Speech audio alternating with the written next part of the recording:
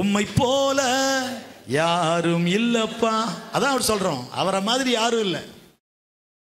நம்மளை குத்தி குத்தி காட்டி நம்மளை பார்க்கும்போது ஒரு டைப்பா பார்க்குறவங்க தான் நம்ம ரொம்ப தெய்வமா நினைக்கிறோம். அவங்க பேசல, இவங்க பேசல, ஒருத்தர் பேச துடிச்சுக்கிட்டு கிடக்கிறாரு நம்மகிட்ட. உண்மையான அன்பு இல்லாத ஆட்கள் எல்லாம் பார்த்து ஏங்குறோம். ஐயோ இவங்க அன்பு தான் உண்மை, இவங்க பாசம் இல்லவே இல்லைங்க. பாசம் இருக்கட்டும், நேசிக்கட்டும், ஆனால் இவரை போல ஒரு தெய்வம் இல்லவே இல்லை. கையை தட்டி ஒரு அல்லேலூயா சொல்லுங்க. ஹல்லேலூயா. ஸோ சக விசுவாசிகள்கிட்ட அன்பு காட்டுறது மூலமா நாம தேவனுக்கு மகிமையை கொண்டு வருகிறோம். இயேசுவை போல மாறுவது சுவாப மாற்றம். கிறிஸ்டியன் லைஃப்பில் நம்ம கவனிக்காத ஒன்று சுவாபம். நம்ம கேரக்டர் மாறுதா? முன்னால எதுக்கு எடுத்தாலும் சிடு சிடு சிடு சிடுன்னு கோவம் வரும். இப்போ அப்படிலாம் இல்லை.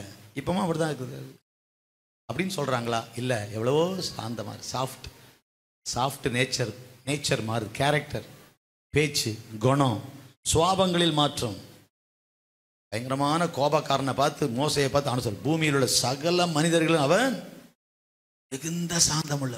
கடவுள் சொல்றாருங்க, கோபம் வராதவன் இல்லை. மோசை கோபம் வரலையான்னு, ஆனால் அந்த கேரக்டர் அவருக்குள்ள டெவலப் ஆகுது. அப்போ சுவாபங்களில் மாற்றம் வரும்போது நம்ம தேவனுக்கு மகிமையை கொண்டு வருகிறோம். இயேசு தாழ்மையாக இருந்தார்.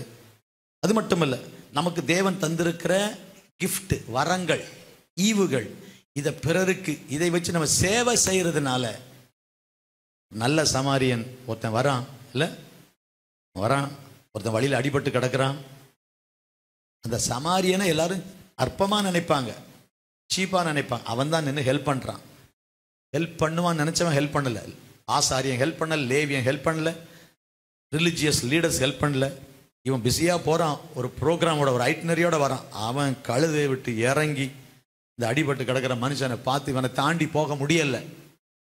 அந்த ஹார்ட் தான் நமக்கு வேணும். தேவையுள்ள ஒரு மனுஷனை தாண்டி போக முடியாது, பைபாஸ் பண்ணி போக முடியாது. தேவையுள்ள ஒரு ஆளை பார்த்துக்கலாம், யாராவது பார்த்துக்கிட்டோம் அப்படின்னு போக முடியாது. வந்து ராட்சரசம் வார்த்தை எவ்வளோ செய்கிறான் பாருங்க. அந்த இதயம் தான் இயேசுவுக்கு அந்த இதயம் இருந்துச்சு. நம்ம இந்த நல்ல சமாரியன் கதையில் வியாக்கியானலாம் சொல்லுவாங்க. கழுதைன்னா என்ன, 4 காலுன்னா என்ன, பின்னால் இருக்கிற வாலுன்னா என்ன. ஐயோ, சில ஊருக்கு போனீங்கன்னா, அது எங்கேயும் போன, கன்னியாகுமரி போனால் போதும், ஐயோ பயங்கரமான வியாக்கியானம். மூக்கு என்ன, மூக்கில் 2 ஓட்டைக்கு என்ன அர்த்தம், பாயிண்ட் என்ன, ஒரு ஏழைக்கு தேவையுள்ள ஆளுக்கு உதவி செய். வியாக்கியானத்தை அடிச்சிக்க முடியாதுப்பா. ஸ்தோத்திரம். அது ஒருத்தருக்கு ஒரு கிருபை. அல்ல சொல்லுங்க. வியாக்கியானம் ரொம்ப பண்ணுவாங்க, வாழ்க்கை கோட்டை விட்டுருவாங்க. ரொம்ப ஆழமாக பேசுகிறோம், ஆழத்தில் இருள் இருந்தது, எவருக்குமே விளங்காது. ப்ராக்டிக்கலாக ஒருத்தர் மேலே அன்பு காட்டணும். சின்ன விஷயத்துக்கெல்லாம் சண்டை பார்த்துருக்குறேன். சின்ன விஷயத்துக்கு நாங்கள் சின்ன வயசில் தமிழ்நாட்டில் வந்து வளர்ந்து பெந்தேகோஸ்தே குடும்பங்கள் தான். இந்த பக்கம் பென்டிகாஸ்ட்டு, இந்த பக்கம் சிஎஸ்ஐ சபைக்கு போனாலும் வீட்டுக்கு எல்லாம் வந்த பிறகு பார்த்தீங்கன்னா ஒருத்தருக்கு ஒருத்தர் சண்டையும் சச்சரமாக தான் இருக்கு. நம்ம வீட்டு கோழி அந்த வீட்டில் போய் முட்டை போட்டுருவாங்க, அங்கே வைக்க ஒரு பக்கத்தில். அது எடுக்க போனால் சண்டை. புளிய மரத்தினுடைய இலை அங்கே விழுந்து, சருகுன்னு சொல்லுவான், அது விழுந்து, அது நம்ம ஓலை அங்கே விழுந்துடும், அதுக்கு ஒரு பெரிய சண்டை. சர்ச்சில் போனால் பயங்கரமாக அவ்வளவும் வேஷம். அதனால் நமக்கு இந்த சின்ன வயசுலேருந்து பெந்தேகோஸ்துனாலே ஒரு அலர்ஜி தான். அதனால் நான் வந்து வேணாம்ப்பா அப்படின்னு நினச்சேன். பெந்தேகோஸ்து அனுபவம் தப்பு இல்லை, பெந்தேகோஸ்துன்னு சொல்லிக்கிட்டு பண்ணுற கூத்து இருக்க வெள்ளதான் பரிசுத்தம். வாழ்க்கையில் பரிசுத்தத்துக்காக கவலைப்படுறதே இல்லை. வெள்ளதான் பரிசுத்தம், எப்பவும் வெள்ளப்பட்டால் தான் பரிசுத்தம். ஆட்களுடைய மைண்ட் செட்டு நல்லா கவனிங்க. ப்ராக்டிக்கலாக ஒரு அன்பா. எனக்கு ஒரு ஊழியரை பார்த்தேன், மதுராந்தகத்தில் பார்த்து பேசினேன். எப்படி இருக்கிறீங்கன்னு கேட்டேன். அவர் நான் யாருன்னு தெரியாது. நான் தான் மதுராந்தகம் ஏஜி பாஸ்டர் அப்படின்னு. அப்படியா, அவருக்கு ஒரு 23 வயசு இருக்குமா தெரில, நான் 45 வயசு, ஒரு 10 வருஷத்துக்கு முன்னால். அப்படியா, ஏன்னா அவர் ரொம்ப நேராக ஒயிட்டன் வீட்டில் இருக்கிறாரு. உங்களுக்காகலாம் ஜெபம் பண்ணுறோன்னே. அப்படியா, எங்களுக்காக நீங்களா? ஏன்னா இவங்க யாருக்கும் பண்ண மாட்டாங்க. நான் நல்லா இருந்த போது எவன் மற்றவங்களாம் எப்படியாவது போட்டுனாங்க. இந்த மதுராந்தகம் எல்லா சபைகளுக்காக நாங்கள் ஜெபம் பண்ணுறோம், ஊழியம் வளரும்னு சொல்கிறேன். அது நம்ப முடியல அவங்களால. அந்த ப்ராக்டிக்கல் நல்ல குணங்களை பற்றிலாம் கவலைப்படுறதில்லை ஆட்கள். அவங்ககிட்ட பேச மாட்டோம், இவங்ககிட்ட பேச மாட்டோம், அந்த சபைக்கு போனால் பேச மாட்டோம், இந்த சபைக்கு போனால் பேச மாட்டோம், முகத்தை திருப்பிக்குவோம், ஆண்டவரை மட்டும் பார்ப்போம். அதுக்கு நீ பரலோகம் தான் போகணும், பூமியில் இருக்கவே கூடாது. பூமியில் இருக்கக்கூடாதுல்ல. பூமியில் எதுக்கு வச்சிருக்காருன்னா இவங்ககிட்ட பேசணும், அவங்ககிட்ட பேசணும், இங்கே அன்பாக இருக்கணும், அங்கே அன்பாக இருக்கணும். அன்பை காட்டு, இயேசு அன்புள்ளவர் என்பதை வாழ்ந்து காட்டணும். கைவைத்தூர் அல்லையில சொல்லுங்க. அவரை பற்றி பிறருக்கு கூறுவதன் மூலம் நாம் தேவனுக்கு மகிமை கொண்டு வரும். இவ்வளவு நல்ல ஒரு தெய்வம் இருக்கிறாருங்க. எங்க அப்பாங்க சொன்னேன்ல, அம்பாசிடர், இந்தியாவின் அம்பாசிடர் பாகிஸ்தான்ல இருந்தா இந்தியாவை உயர்த்தி பேசணும். எங்க நாடு எப்படி தெரியுமா? அப்படி பேசணும். நீங்க இயேசுவுக்கு ஸ்தானாதிபதி பூமியில். நம்ம அசம்பிளிஸ் ஆஃப் காட்ல இந்த வாலிப பிள்ளைகளுக்கு இருக்கிற ஊழியத்துக்கு பேர் கிரைஸ்ட் அம்பாசிடர். சிஏன்னு சொல்றதுமே ஷார்ட்டா சிஏ மீட்டிங் இருக்கு, சிஏ கேம்ப் இருக்குன்னு சொல்றமே, கிரைஸ்ட் அம்பாசிடர்ஸ். கிறிஸ்துவின் ஸ்தானிகர், கிறிஸ்துவுக்கு நான் அம்பாசிடர். கிறிஸ்துவ பூமியில் நான் வெளிப்படுத்துறேன், கிறிஸ்துவ நான் பிரதிபலிக்கிறேன், கண்ணாடி உள்ள வாங்கி வெளியே கொடுக்குறேன். அதுதான் அம்பாசிடர். நம்ம வாலிப ஊழியங்களுக்கு ஸ்டூடெண்ட்ஸ் ஃபார் கிரைஸ்ட்னு ஒன்று இருக்கு. வாலிபர்கள் படிக்கிறவங்க விங்கு தனியாக எடுத்து எஸ்எஃப்சின்னு சொல்றோம். எஸ்எஃப்சி ஸ்டூடெண்ட்ஸ் ஃபார் கிரைஸ்ட், கிறிஸ்துவுக்கு மாணவர். முன்னால ஒன்று இருந்துச்சு இது உலகத்தில், YFC youth for Christ. Youth for Christ. ஆண்டவருக்கு ஸ்தோத்திரம். நிறைய ஊழியங்கள் வாலிபர்கள். அம்பாசிடர்ஸ் ஃபார் ஏஎஃப்சின்னு ஒன்று, அம்பாசிடர்ஸ் ஃபார் கிரைஸ்ட். இது உலகத்தில் இருக்க ஊழியங்களை சொல்றேன். நம்ம அசம்பிளி சாகுல கிரைஸ்ட் அம்பாசிடர்ஸ், கிறிஸ்துவின் ஸ்தானாதிபதிகள். Who is an ambassador? He represents the country. இங்கிருந்து இந்தியாவிலிருந்து பாகிஸ்தான் அனுப்பி வச்சிருக்காங்க அங்க உள்ள காரியங்களை பேசுறதுக்கு. அவர் தான் மத்தியஸ்தர். இந்தியாவின் சகல காரியங்களையும் அவர் மூலமா பேசுவாங்க. பரலோகத்தின் ஆண்டவர் பூமியில் உங்களை வச்சிருக்காரு. கிறிஸ்துவுக்கு பரலோகத்துக்கு நம்மளை அம்பாசிடரா வச்சிருக்காரு. பரலோகத்தை மகிமையை உயர்த்தி பேசணும். பரலோகத்தின் ஆண்டவர் எப்படிப்பட்ட சொல்லணும், என் தேவன் எவ்வளவு நல்லவர்னு அவருக்கு மகிமை கொண்டு புகழ் வர்ற மாதிரி பேசணும், நடக்கணும். ஆமீன் சொல்லாமா? இங்க எந்த நாட்டில் இருக்கிறோமோ அந்த நாட்டுக்காரனோட சேர்ந்து நம்ம காசு கிசை வாங்கிட்டு ஒன்றும் கண்டுக்கலைன்னா நம்மளை தூக்கிடுவாங்க. ஓ, நீ அவனோட எதிர் நாட்டோட சேர்ந்து சதி பண்றியா, நீ எனக்கே எதிரியா போயிடுவேன்ட்டு தூக்கிடுவோம். அப்போ தேவன் நம்ம இந்த பூமியில் அப்படிதான் வச்சிருக்க. நாங்கள் கிறிஸ்துவுக்கு, பவுல் சொல்ல, நாங்கள் கிறிஸ்துவுக்கு யாரா இருக்கிறோம்? ஸ்தானாதிபதிகளாக இருக்கிறோம். we are ambassadors for Christ. கிறிஸ்துவுக்கு நாங்கள் ஸ்தானாதிபதியாக இருக்கிறோம். கிறிஸ்துவுக்கு நாங்கள் ஸ்தானாதிபதி. அப்ப கிறிஸ்துவை நாங்கள் ரிஃப்ளெக்ட் பண்றோம். கிறிஸ்துவ இயேசு போலவே இருக்காருங்க, இயேசு போலவே பார்க்குறேன்னு சொன்னா அவருக்கு எவ்வளவு சந்தோஷமா இருக்கும். அதுதான் அவருக்கு மகிமை, அதுதான் மகிமை. அப்ப ஆண்டவருக்கு மகிமையை கொண்டு வருவது எப்படி? ஒரு 5 காரியங்களை உங்களுக்கு நான் சொன்னேன். கர்த்தருக்கு ஸ்தோத்திரம் உண்டாவதாக. அப்ப எதுக்காக இந்த பூமியில வாழணும்? அவருக்கு மகிமை கொண்டு வர்றதுக்காக வாழணும். ஆமென் சொல்லாம? I have to live for his glory. ஏன்னா அவருடைய மகிமைக்காக தான் என்ன படைச்சிருக்கிறார். அவருடைய மகிமைக்காக படைச்சிருக்கார். அந்த மகிமைனா என்னன்னு பார்த்தோம். அந்த மகிமை என் மூலமா வெளிப்படுதா? அந்த மகிமை அவருக்கு கிடைக்குதா? துதிக்கும் மகிமைக்கும் பாத்திரரே இஸ் வர்தி. அவர் சந்தோஷப்படுறாரா? அவரு பெருமிதம் கொள்றாரா? பையன் கோல்டு மெடல் வாங்கின அப்பாவுக்கு எப்படி இருக்கு? சூப்பர், என் பையன் சார் பக்கத்தில் உட்காந்துருக்காரு, அங்கே மெடல் கொடுக்குறாங்க, எல்லாம் உட்காந்து, சார் நம்ம பையன் எப்படி இருக்கும்? என் பையன் தான் போனான் சார், எங்கே இருக்கான்னு தெரியல சார். அவர் சொல்கிறாரு, ஐயோ என் பையன் சார் இந்த போகிறான் பாருங்க சார், என் பையன் எப்படிங்க அப்பாவுக்கு? பரலோகம் நம்மளை பார்த்து, என் மகா சார், என் பையன் இதோ என் பையன் உட்காந்து தூங்குறானே, என் பையன் ஒரு ஜபத்துக்கு வராமல் இருக்கானே, இதோ என் பொண்ணு சொல்லுவாரா? வெக்கப்படுவார். ஐயோ, புரியுதா உங்களுக்கு? ஆண்டு நம்மளை பெருமையாக பேசணும் எப்படி இருக்கும்? இதை பற்றிலாம் அப்படியே வேர்த்து விறுவிறுத்து கையை தட்டி பாடி ஆராதிச்சு கத்தி கதறி ஜெபிச்சு என்னை ஆராதிக்க ஓடி வரான், அதான் என் பையன். பரலோகத்துக்கு மகிமை, பரலோகத்துக்கு சந்தோஷம். அல்லேலூயா சொல்லுங்க, அல்லேலூயா. கர்த்தர் நல்லவர். இப்ப ஆண்டவர் அவருடைய மகிமைக்காக படைத்தார், அவருடைய மகிழ்ச்சிக்காக திட்டமிட்டார். God planned my life for his joy. I said glory. மகிமைக்காக நம்மை சிருஷ்டித்தான் சொன்னேன். அவருடைய சந்தோஷத்துக்காக நம்மை திட்டமிட்டார். ஆண்டவர் நம்மளால அவர் சந்தோஷப்படும். இப்ப சொன்ன அதே தான், கடைசியா சொன்னதுதான். என் பையன் தான் சார் பயங்கரமா, அவன் தான் ஓடி ஃபர்ஸ்ட் வந்துட்டான், காலேஜில் வந்து ஃபர்ஸ்ட் கோல்டு மெடலிஸ்ட்னு சொல்லும்போது அப்பாவுக்கு என்ன மாதிரி சந்தோஷமா இருக்கு, பெருமையா இருக்கு. பாஸ் ஆகாத பிள்ளை இருந்தா அந்த தகப்பன் எவ்வளவு வருத்தப்படுவார். சும்மா ஆவரேஜா பாஸ் பண்ற பிள்ளையை விட காலேஜில் பாருங்க இவர் தான் சாம்பியன் அப்படின்னு சொல்லும்போது, பையனை பெருமையாக பேசும்போது அது அப்பாவுக்கு மகிமையை கொண்டு வருது. அப்பா சந்தோஷப்படுறார். ஸோ அப்பா சந்தோஷப்படுற ஒரு வாழ்க்கை வாழணும். அதுக்கு தான் நம்ம படைக்கப்பட்டோம். ஒரு வசனம் படிங்க, வெளிப்படுத்தல் 4:11, ரெவலேஷன் 4:11, ரெவலேஷன் 4:11. கர்த்தாவே ஆ ஆ ஆ ஆ ஆ ஆ நீரே சகலத்தையும் சிருஷ்டித்தீர், உம்முடைய சித்தத்தினாலே அவைகள் உண்டாயிருக்கிறவைகளும் என்றார்கள். இது பழைய டிரான்ஸ்லேஷன். புதிய மொழிபெயர்ப்பில் நீரே எல்லாவற்றையும் சிருஷ்டித்தீர், உம்முடைய மகிழ்ச்சிக்காகவே அவைகள் சிருஷ்டிக்கப்பட்டிருக்கின்றன. இது நியூ டிரான்ஸ்லேஷன். அந்த வசனத்தினுடைய நியூ டிரான்ஸ்லேஷன் புதிய மொழிபெயர்ப்பு. திருவிவிலியன் ஒரு பைபிள் வந்திருக்கு, நீங்கள் வாங்கலாம், படிக்கலாம். பழைய பைபிள்லேருந்து கொஞ்சம் கொஞ்சம் வித்தியாசமாக இருக்கும். ஆனால் இன்றைய தமிழுக்கு நிறைய வார்த்தைகள் அதில் புரியும். உக்கிரகம்னா புரியாது, கோபாக்கினேனா புரியாது, ஜலம்னா புரியும். சில வார்த்தைகள் வட மொழி பாஷையெல்லாம் நமக்கு தமிழ் பைபிள். இன்றைய சிம்பிள் தமிழ் வந்திருக்கு. நம்ம பைபிள் சபைகளில் ரொம்ப பயன்படுத்தலை. நம்ம ரெஃபரன்ஸுக்கு வாங்கி ஃபாதர் பெர்க்மன்ஸு நிறைய சொல்கிறாங்க. கத்தோலிக்க பைபிள் திருவெளிப்பாடு, நம்ம வெளிப்படுத்தல்னே பேசி பழகிட்டோம். வெளிப்படுத்தல் 4:3 சொல்லுவோம், அவர் திருவெளிப்பாடு அப்படி. இப்போ அந்த மாதிரி அந்த மக்களுக்கு அது புரியுது. அந்த வார்த்தைகள் பேசினா புரியுது. அருமையான கத்தோலிக்க நண்பர்களுக்கு அதுலேருந்து பேசினா. ஸோ அவர் கத்தோலிக்க பாதிரியாக இருந்து அந்த வார்த்தைகள் பேசி புரிகிற மாதிரி பேசுகிறாங்க, திருவெளிப்பாடு. ஸோ இந்த நியூ டிரான்ஸ்லேஷனில் வெளிப்படுத்தல் 4:11 நீரே எல்லாவற்றையும் சிருஷ்டித்தீர், உம்முடைய மகிழ்ச்சிக்காகவே அவைகள் சிருஷ்டிக்கப்பட்டன. அப்போ எல்லாத்தையும் ஆண்டவன் படைச்சாரு.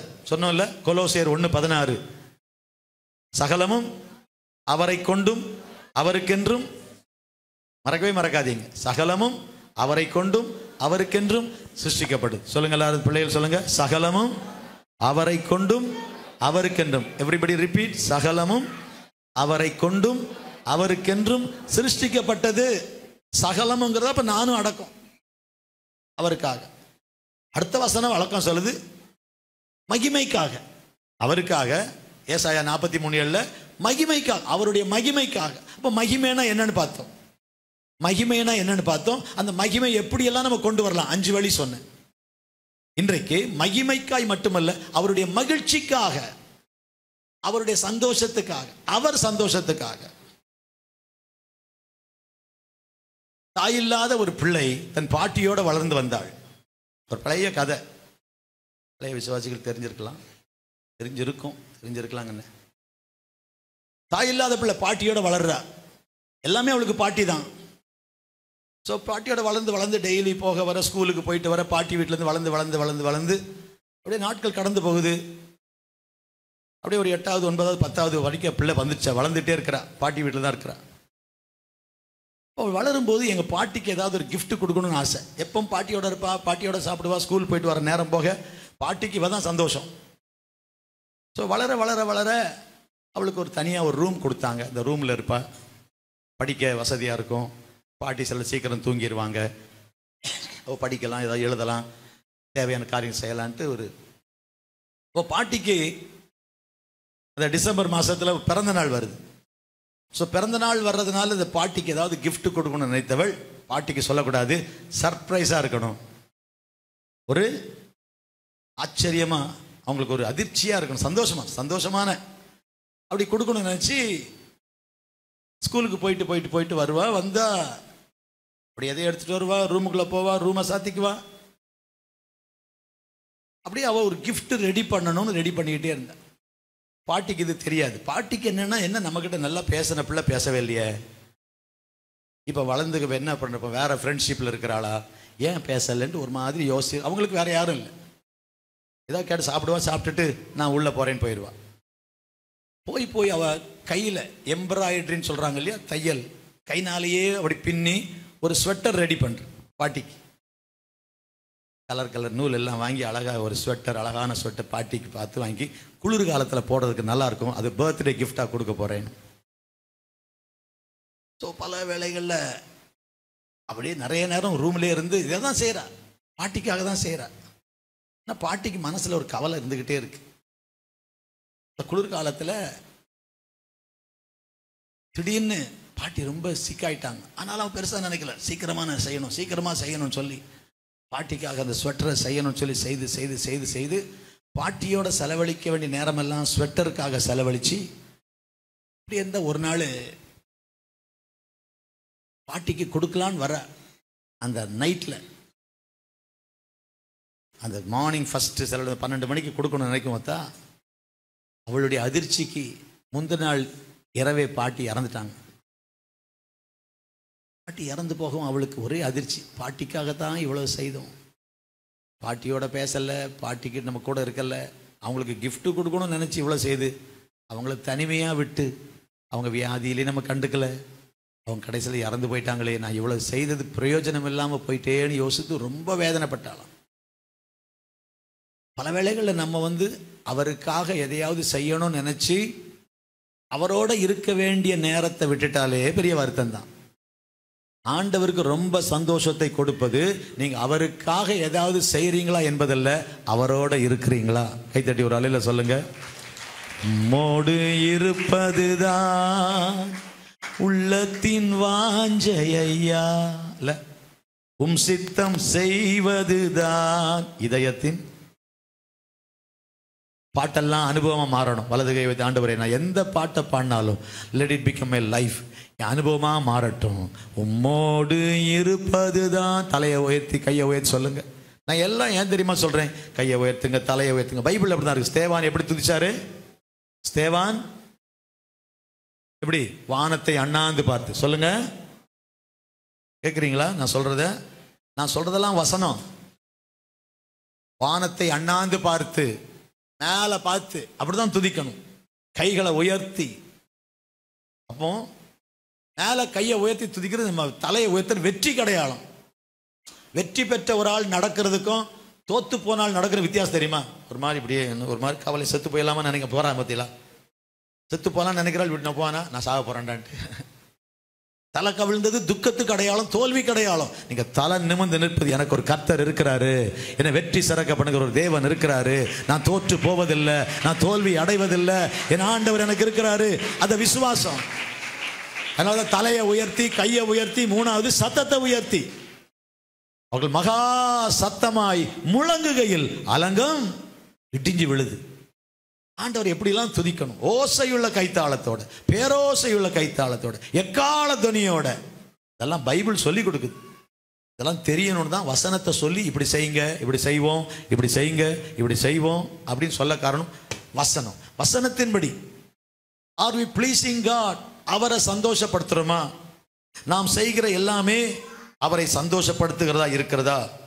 நம்முடைய வாழ்க்கையின் முதல் நோக்கம், ப்ளீஸ் அண்டர்ஸ்டாண்ட், என் வாழ்க்கையின் முதல் நோக்கம் என் சந்தோஷம் அல்ல, அவர் சந்தோஷம். ஆராதனை என்பது என் சந்தோஷம் அல்ல. எனக்கு ஆராதனை ரொம்ப பிடிக்கும் சார், பாட்டெல்லாம் ரொம்ப பிடிக்கும், அந்த ஆராதனையை மிஸ் பண்ணவே மாட்டேன். இவங்க எதை ஆராதனை சொல்றாங்க தெரியுமா? முதல்ல ஒரு 3/4 மணி நேரம் பாட்டு பாடுறோம் தெரியுமா, மியூசிக் எல்லாம் போட தெரியுமா? ஐயோ அந்த பாட்டை போட்டு மியூசிக்கை போட்டோன்னு எனக்கு ரொம்ப பிடிக்கும் சார். கவனிங்க, அப்போ அதை தான் வர்ஷிப்னு நினைக்கிறோம். வசனத்தையோ அப்புறம் தேவனை நாம ஆராதனை என்பது என் சந்தோஷம் அல்ல, நாட் இன்வேர்டு, அப்வேர்டு. என்னை நோக்கினதில்லை, ஏன் சந்தோஷம் எனக்கு பிடிக்கும் என்பதில்லை, அவருக்கு பிடிக்கணும்.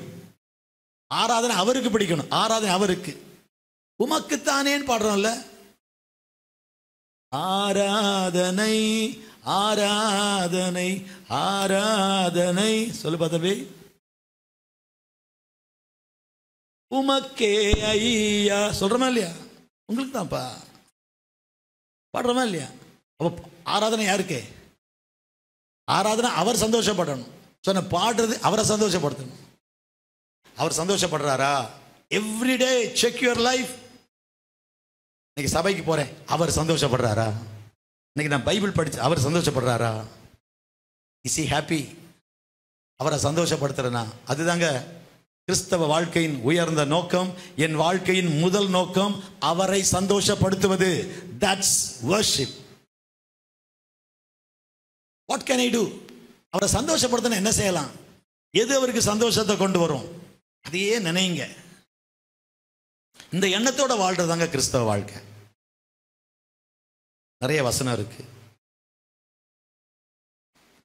எபேசியர் 1:5 அவருடைய மகிமைக்கு புகழ்ச்சியாக சூப்பர்னு சொல்றாருல. அப்போ அவர் அவ்வளவு மகிழ்ந்து நம்மளை பாராட்டுற அளவுக்கு நம்ம வாழ்க்கை அவருக்கு புகழ்ச்சி. அதுதான் அவருடைய சித்தம்.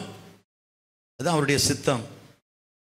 தேவனுக்கு மகிழ்ச்சியை கொண்டு வருவது ஆராதனை. அதுதான் ஆராதனை. அது எதுவாகவும் இருக்கலாம். ஒரு ஆத்மாவுக்கு சுவிசேஷம் சொல்றீங்களா, ஆண்டவருக்கு சந்தோஷம் கொண்டு வருதா, அதான் ஆராதனை. Whatever you do if it brings joy to the lord, that's worship. நீங்க செய்கிறது எதுவா இருந்தாலும் அது ஆண்டவரை சந்தோஷப்படுத்தும்னா அதுதான் ஆராதனை. பாட்டு பாடுறது மட்டும் இல்லை, கை உயர்த்துறது மட்டும் இல்லை, மியூசிக் போடுறது மட்டும் இல்லை, இசைக்கருவி மட்டும் இல்லை. நீங்கள் வாழ்க்கையில் செய்கிற எல்லாமே எல்லாமே இது ஆண்டவர் சந்தோஷப்படுவார் நினைச்சு செஞ்சீங்கன்னா அதுதான் ஆராதனை. கைத்தட்டி ஒரு ஆளில் சொல்லுங்க. அப்படின்னா it's my life style. It's my life style, day to day life style, என்னுடைய அன்றாட வாழ்க்கை. ஆராதனைக்கு பல முகப்புகள். ஒரு வைரத்துக்கு பல ஷேப் இருக்கிற மாதிரி ஆராதனைக்கு பல முகப்புகள் இருக்கு, பல பல விதங்கள் இருக்கு, பல தோற்றங்கள் இருக்கு. பாட்டு மட்டும் இல்லை. ஆண்டவருக்கு ஸ்தோத்திரம். ஆராதனைன்னு நமக்கு என்ன ஞாபகம் வருது? பாட்டு. ஆராதனைன்னா என்ன ஞாபகம் வருது? எழுப்பி நிற்கிறது. நிறைய சபைகளை சொல்ல கேட்டிருக்கிறோம். உட்காந்து 2 பாட்டு 3 பாட்டு பாடுவாங்க, ஒரு எழுப்பி நின்று. இப்போ எல்லாம் எழுந்திருந்து கத்திர என்ன செய்ய போகிறோம்? அதான் பாஸ்டர் கேட்டார், நம்ம பாஸ்டர் ராஜாமணி, இவ்வளோ நேரம் என்னத்தை பண்ணிட்டு இருந்தீங்கன்னு கேட்டார். அவர் வயசில் பெரியவர். இவ்வளோ நேரம் என்னத்தை பண்ணிட்டு இருந்தீங்க? அதானே பண்ணிட்டு இருந்தீங்க. எழுப்பி நின்று தான் வர்ஷிப்பா? எங்கப்பா போயிடுச்சிங்க இதெல்லாம்? நீ உள்ள வரும்போதே அவர் வாசல்களில் துதியோடும், நீ வீட்டில் புறப்படும் போதே ஆராதனை. அவர் வாசல்களில் துதியோடும் அவர் பிரகாரங்களில் புகழ்ச்சியோடும் பிரவேசிங்கள். Enter. when you enter, that's a worship. when you start, that's a worship. வர்ற வழியில் ஒருத்தருக்கு ஒரு ஹெல்ப் பண்றீங்க, that's a worship. இயேசு வழியில் நிற்கிறாரு, லிஃப்ட் கேட்குறாரு, கொடுக்காம இருப்பீங்களா? ஐயோ ஆண்டவரே, நான் நடந்து கூட வரப்பா, வண்டி எடுத்துட்டு போங்கப்பா, நீங்க எடுத்துட்டு போங்கப்பா சொல்லுமா சொல்ல மாட்டோமா? அவரை பார்த்துட்டோன்னா உடனே நம்ம எல்லாம் கொடுத்துட மாட்டோம். நீங்க அந்த அளவுக்கு வண்டியை கொடுக்காட்டாலும் வண்டியில இடமாவது கொஞ்சம் கொடுக்கலாம் இல்ல? திருடனா இருப்பான் பிரதர், அவன் திருடனா இருப்பான், நம்பிடாதீங்க, கவுத்துருவான். ஐயோ நம்மகிட்ட இப்போ கோடி கோடியா வச்சுக்கிறோம் அவர் கவுத்துறதுக்கு. நம்மளே 20 ரூபாய்க்கு பெட்ரோல் போட்டு கதையை ஓட்டிக்கிட்டு இருக்கோம். ஒரு வேலையில் சொல்லலாமா? முன்னாலெல்லாம் நாங்கள் மதுரை அந்த வந்த புதுசில் டிவிஎஸ் சுட்டி, அது கடைசி சொட்டு இருக்கிற வரைக்கும் வண்டியை ஓட்டுவோம், பெட்ரோல் இருக்காது. டிவிஎஸ் சுட்டிலலாம் 42 கிலோமீட்டர் போயிருக்கு மைலேஜ். கடைசியில் ஆண்டவரே ஆண்டவரே ஆண்டவரே முறுக்கு முறுக்கு முறுக்குன்ட்டு நேராக அப்படியே ஆக்சிலேட்டர் கொடுத்தா பெட்ரோல் பங்கில் போய் புஷ்ஷுன்னு 20 ரூபாய்க்கு போடுங்க சார். அப்போல்லாம் 1 லிட்டர் பெட்ரோல் 8 ரூபா. நான் மதுரை அந்த வந்த புதுசில். இப்போ 10 மடங்கு ஏறிக்கு பாருங்க, 80 ரூபா தாண்டி 100 பேருக்கு மேலே போயிருக்கு. 8 ரூபா. மெட்ராஸுக்கு போகிற டிக்கெட்டும் 8 ரூபாய் எனக்கு. இங்கேருந்து சைதாப்பேட்டில் போய் இறங்குவோம். இப்போ கோயம்பேடுலாம் கிடையாது, டாடன் நகர் சொல்லுவோம் அந்த இடம். சைதாப்பேட்டை தாண்டி பாலம் தாண்டி நம்ம சின்னமலை சச்செல்லாம் தாண்டி போய் நிற்கும். 1 லிட்டர் போட்டு டிவிஎஸ் சுட்டி தான் ஃபுல்லாக. மதுராந்தகத்தில் நான் அதிகம் சுற்றினது அந்த டிவிஎஸ் சுட்டி வச்சு தான். TCU 401 கடைசி சொட்டு, ஒரு சொட்டு இருக்கும், அதை கீழே சாய்ச்சி போட்டு போஸ்ட்மார்ட்டம் பண்ணுற மாதிரி போட்டு நிறைய தடவை. ஏன்னா அது வந்து போகாது, ஸ்டார்ட் ஆகாது. மிதிச்சு மிதிச்சு பார்ப்போம், ஏறி நின்னெல்லாம் மிதிப்போம், போகாது. கீழே சாய்ச்சி போட்டு குலுக்கி அவருக்கு ஐயோ என்னெல்லாம் பண்ணி எப்படியாவது ஸ்டார்ட் பண்ணிடும். ஒரு ஆள் சொல்கிறீங்களா? இந்த மாதிரிலாம் வண்டி ஓட்டின ஞாபகம் இருக்குது. கர்த்தருக்கு ஸ்தோத்திரம். கவனிங்க, அப்படி ஒரு வண்டியை ஓட்டும் போது ஏன் பயப்படுறீங்கன்னு கேட்குறேன். ஆண்டவர் ஸ்தோத்திரம். எனக்கு அதை சொன்னார், பா வண்டியெல்லாம் பத்துறேன்ப்பா, இந்த வண்டியை எவந்திட்டு போவான், இதை ஒருத்தன் தூக்கம் வருவானா? அதுக்கு ஏன்பா பயப்படுற? உதவி செய்யுங்க. எது செஞ்சா ஆண்டவருக்கு சந்தோஷமா இருக்குமோ அதை செய்யுங்க. மனுஷனுக்கு ஒன்று எது செய்ய சந்தோஷமா இருக்கும் இல்லை? இப்போ நம்ம சபையில் சகோதரிகள் பிள்ளை எல்லாரும் இந்த இதுக்கு போயிட்டு வந்தாங்க. தண்டலத்துக்கிட்ட ஒரு 5-6 குடும்பம் இருக்குது, இருளர்கள் குடும்பம். எனக்கு அப்படி போகும்போதெல்லாம் ஆசை, அவங்களுக்கு ஒரு நாள் சாப்பாடு கொடுக்கணுன்ட்டு. இன்னைக்கு போங்க அண்ணே, என்ன வாங்கிட்டு போகிறீங்க? பிரியாணி. பிரியாணி, ஒரு பழம், அப்புறம் ஒரு அரிசி பேக்கு, அப்புறகு அந்த பிள்ளைகளுக்கெல்லாம் பிஸ்கட்ஸு. ஒரு 10 பிள்ளைங்க அங்கே விளையாடிட்டு இருக்கோம். எப்போ பார்த்தாலும் சட்டை இருக்காது, ஷர்ட் இருக்காது, ட்ரௌசர் இருக்கும், அதுவும் கிழிஞ்சு போயிருக்கும். இவனுக்கு ஏதாவது செய்யணுமே, நீ அடிக்கடி ஏதாவது செய்யணும்னு தோணும். பரலோகம் சந்தோஷப்படுமா? சந்தோஷப்படாதா? அதான் ஆராதனை. போகும்போது சொல்லிட்டு போகிறாங்க பாஸ்டர், நாங்கள் ஆராதனைக்கு வந்துடுவோம், இங்கே வரவேணாம், அதான் ஆராதனை போங்க அப்படின்னு. அதுவும் ஆராதனை. நம்ம அதை ஆராதனை நினைக்கிறது இல்லை. இங்கே வந்து நின்று பாட்டு பாடினா தான் ஆராதனை, அதுவும் ஆராதனை. தேவனை எது சந்தோஷப்படுத்துமோ அதெல்லாம் ஆராதனை. கையை தட்டி ஒரு அல்லையில சொல்லுங்க.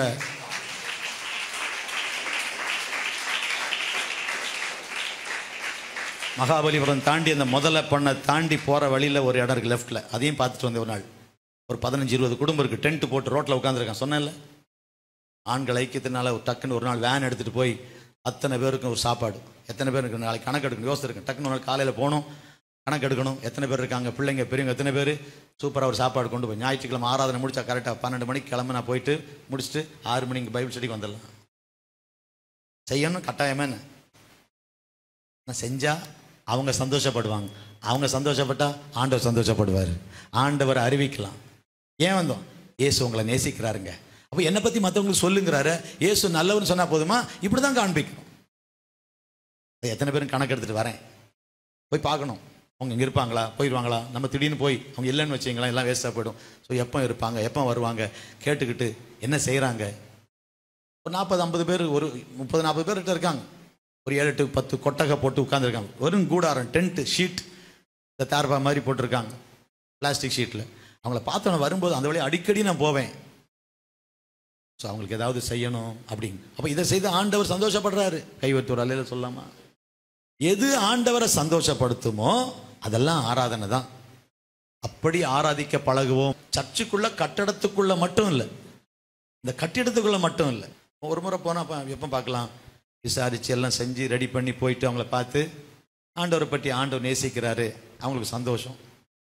எங்கேயோ தெருவில் போய் ஏதோ வேலை செஞ்சுட்டு வந்த மக்களுக்கு ஒரு சந்தோஷம், அவங்க சந்தோஷம்தான் கர்த்தர் சந்தோஷம். பரவாயில்ல, என் பிள்ளைகளை நீ அக்கறையோட பார்க்குற, என் பிள்ளைகளுக்காக நீ எதையோ செய்கிறிய, அவரை சந்தோஷப்படுத்துறது தான் ஆராதனை.